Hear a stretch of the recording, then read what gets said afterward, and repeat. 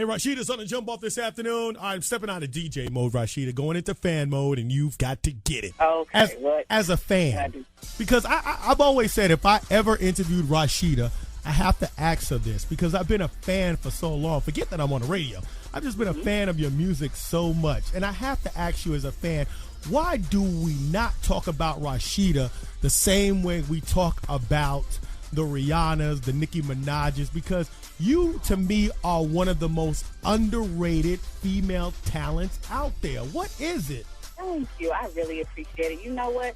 I think it's just all about, our society is so caught up in who's mainstream and, who's this and who's that. And they don't really really recognize that, I've been doing my thing on an independent level, making a lot of moves for a long time. And I love you. They don't put me in that place. I'm not even upset. I'm not mad. I know the Lord is taking me where I need to go, and it's all good. I mean, I love your music. You have not dropped a hit. Every time Rasheeda came out with something, I've always dropped it in the club when I DJ'd, and it was always a mover. It was, it always brought, all your music has always brought hits in the show.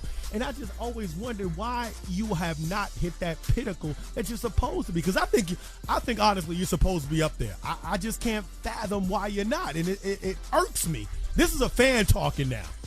And you know what? I really appreciate it. And I think it also stems on timing. You know what I'm saying? And one other thing you got to take in consideration is there's a lot of things that I've been able to accomplish, and a lot of times when you don't have a major deal, right? Sometimes independently you're not able to get in certain places because it's really, really hard to do it on the independent level.